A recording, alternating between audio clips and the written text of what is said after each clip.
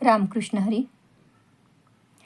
एकनाथ ज्या टेकडीवर बसले होते त्या टेकडीवरून 2 गावं जोडणारी पाऊलवाट जात होती. लोक तेथून जात येत असत. काही लोकांनी एकनाथांना तिथं तप करताना पाहिलं. तप करणाऱ्यांची सेवा केली तर पुण्य मिळते असा लोकांचा समज होता.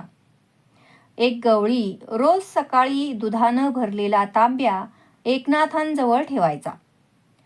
संध्याकाळी घरी परत जाताना मोकळा तांब्या घेऊन जायचा. एके दिवशी सायंकाळी रोजच्या प्रमाणे रिकामा तांब्या घेण्यासाठी एकनाथांकडे तो निघाला. लांबूनच त्याने जे दृश्य पाहिलं त्याने तो जागच्या जागी थबकला. भय आणि आश्चर्य यामुळं त्याच्या तोंडून शब्दही बाहेर पडेना. एकनाथ बसले होते. एका प्रचंड भुजंगाने त्यांना विळखा घालून त्यांच्या डोक्यावर फणा धरला होता. डोक्यावरील भुजंगाच्या तेजाने मूळचा तेजस्वी चेहरा जास्तच तेजस्वी दिसत होता. क्षणभरात त्या गवळ्याने मोठ्याने आरडाओरडा केला. येणारे जाणारे 4-6 जण धावत तेथे आले. त्यांनी ते दृश्य पाहून आरडाओरडा सुरू केला. लोकांचा आरडाओरडा ऐकून एकनाथांची समाधी भंग पावली. तसा त्या भुजंगाने आपला विळखा सोडला आणि सळसळ करीत क्षणार्धातच तो नाहीसा झाला. एकनाथ भुजंगाला आपल्यापासून जाताना पाहत होते, पण त्यांना त्याची भीती वाटत नव्हती. घाबरून दूर थांबलेली मंडळी भुजंग निघून गेल्याचे पाहून धावतच एकनाथांजवळ आली.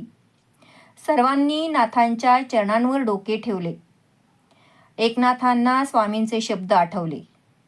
काही विशेष घडले तर मला नक्की कळव असे ते म्हणाले होते.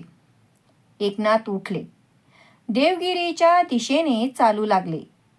देवगिरीस पोहोचून स्वामींच्या घरी आले.